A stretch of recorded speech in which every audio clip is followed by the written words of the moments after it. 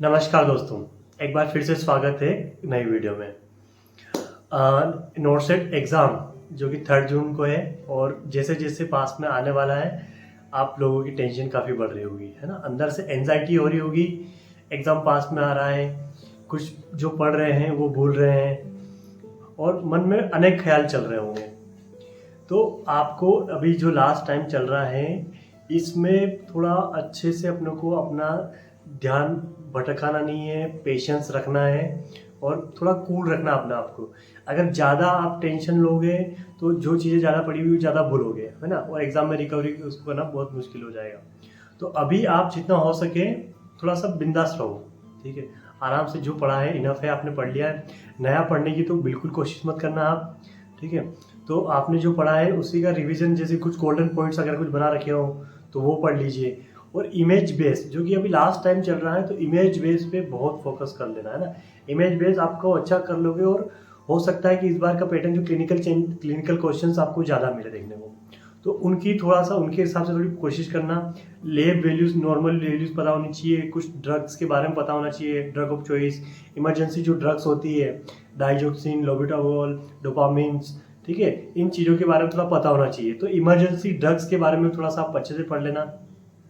क्या डोज देते हैं अपन, किस वॉल्यूम पे हम पेशेंट को गिवन करते हैं, और कुछ प्रिस्क्राइब होता है, मॉर्निंग देना, इवनिंग देना, खाली पेट देना, ये चीज़ें कुछ होती है। ये चीज़ें आप अच्छे से थोड़ा ड्रग के बारे में अच्छा देख लीजिए, क्योंकि जो सिनारियो बेस्ड जो क्वेश्चंस आएंगे आपके, उन सिनारियो बेस्ड क्वेश्चंस में आपको टाइम थोड़ा पढ़ने में टाइम लगेगा, ठीक है? उसमें कुछ वैल्यूज़ दी रही है ना, क्रिटेरियन का वैल्यू दे दी है, तो आपको नॉर्मल वैल्यू पता होगी तब जाके आप उसका डायग्नोज कर पाओगे। तो बेटर है कि आपको नॉर्मल वैल्यू भी, सारी लैब वैल्यूज़ वगैरह भी पता होना चाहिए, ठीक है?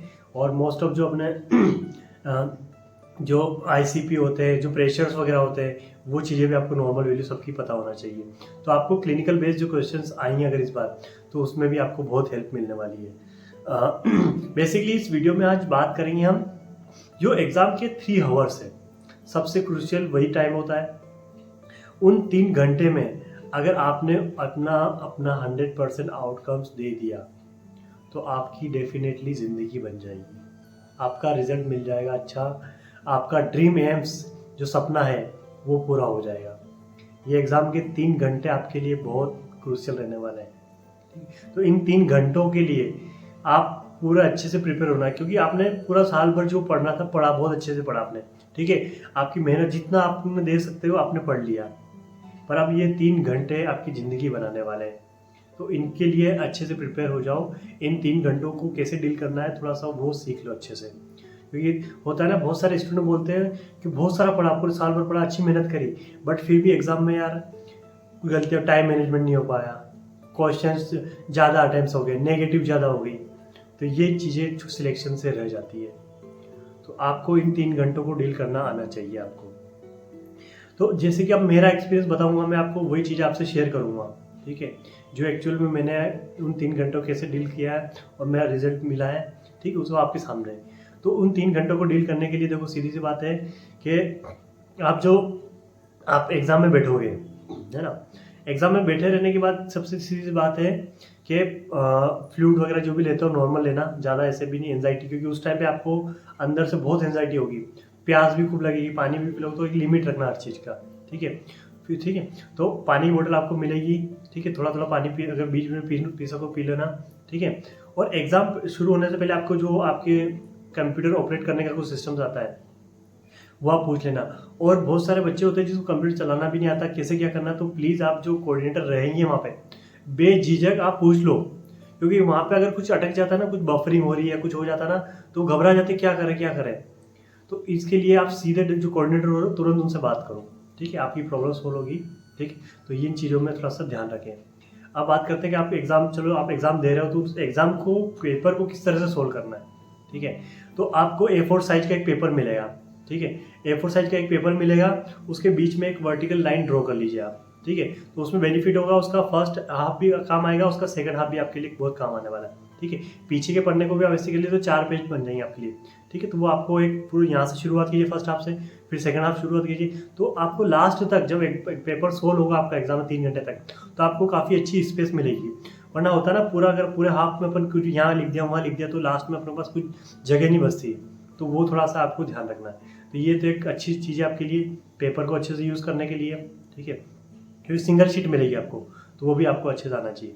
अब दूसरा है कि आप क्वेश्चन, आप पेपर आपने अटेम्प्ट करना स्टार्ट कर दिया, ठीक है, तो अब उसमें ऐसा रखिए जो 100% आता है आपको वो तो आप फर्स्ट अटेम्प्ट में एक बार कर लेंगे। फिर 50-50 के डाउट होते हैं कि यार कि क्योंकि 2-4 ऑप्शन होते हैं, 2 तो ऑटोमेटिक एलिमिनेट हो जाते हैं, इतना तो सेंस बन जाता है कि 2 तो ऑटोमेटिक हो जाते हैं एलिमिनेट। 2 में डाउट रहता, ये है ए या बी, ऐसे में डाउट रहता, तो उनको आप जो A4 साइज का पेपर है उस पर डाल लीजिए।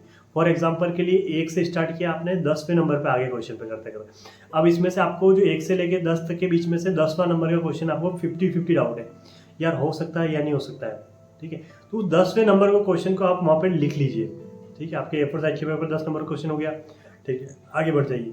और जो क्वेश्चन आपको आपने पढ़ लिया, समझ में नहीं आ रहा है क्या होगा आंसर, ज़्यादा टाइम वेस्ट नहीं, 1 मिनट भी ज़्यादा टाइम हो गया ना, लगभग आपका टारगेट बनाना चाहिए आपको 45 to 50 सेकंड एक क्वेश्चन पे आप डिसाइड कर लीजिए हाँ इतना टाइम होगा, ठीक है, लास्ट में मिलेगा तो आप उसको वापस देखने का टाइम मिलेगा आपको, ठीक है, हाँ एक बार क्वेश्चन अच्छे से पढ़ लिया कि हाँ नहीं आ रहा समझ में, स्किप करो, ज़्यादा टाइम वेस्ट नहीं करना, ठीक है, स्किप कर दो क्वेश्चन को, और डाउट वाले क्वेश्चन को लिखना है, आप स्किप वाले क्वेश्चन को नहीं लिख लोगे, जो क्वेश्चन आ ही नहीं रहा उसकी भी नंबरिंग लिख ली, वो नहीं करना है आपको, ठीक है, जो आपको डाउट है वो क्वेश्चन लिख लिया, जैसे कि 10 नंबर वाला क्वेश्चन है वो लिख लिया आपने, फिर 15 नंबर वाला क्वेश्चन नहीं आया, उसको मतलब नहीं आया इन द सेंस कि 2 क्वेश्चन में डाउट है ना, ए हो सकता है, बी हो सकता है, सी डी, जो भी आपको डाउट है, 2 को ओनली में डाउट है, अगर बिल्कुल नहीं आ रहा तो छोड़ो उसको, जाने दो, ठीक है, तो ये इस डाउट वाले क्वेश्चन लिख लोगे।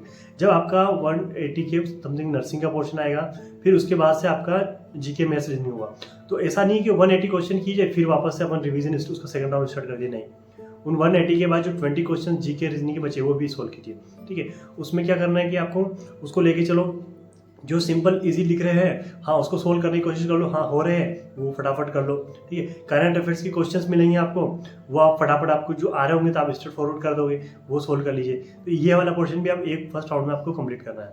फिर सेकंड राउंड जो चलेगा आपका, तो उसमें आपको जैसे कि 10 नंबर वाला क्वेश्चन नहीं आया था, उस 10 नंबर वाले को डायरेक्ट आपको जो साइड में स्क्रीन पे एक नंबरिंग दिखेगी क्वेश्चन की, तो ऐसा नहीं हो कि आप एक नंबर पे गए तो 1 2 3 4 5 6 7 करके फिर 10 पे पहुंच रहे, ऐसा पहुंचोगे तो आपको डाउट्स ज़्यादा मिलेंगे, कि जो आप क्वेश्चन सही कर रहे हो उस पर आप सोचने लगोगे कि यार ये क्वेश्चन का तो ये हो सकता है, तो वो आप गलत करके आओगे और इससे टाइम भी कंज्यूम होगा।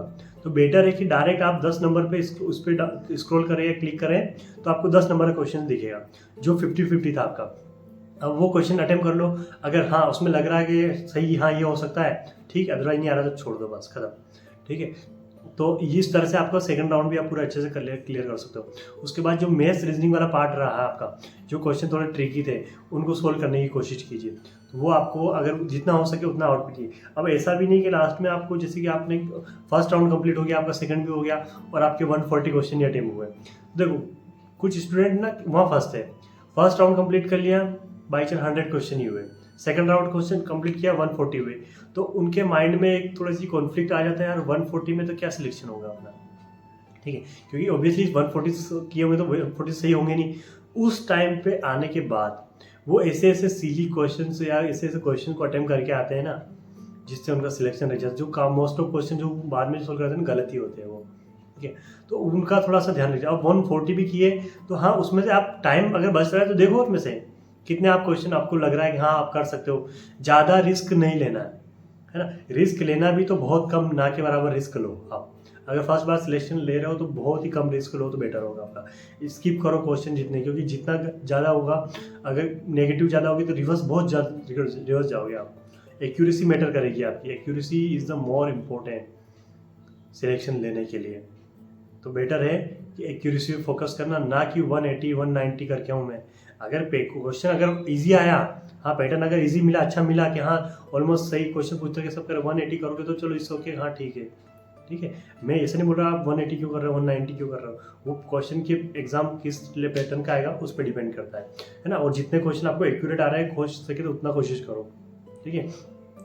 163 अटेम्प्ट करके आया था मैं नॉर्थ से 2021 में, और मेरी ऑल इंडिया 100 रैंक लगी, तो एक्यूरेसी मैटर करती है यार।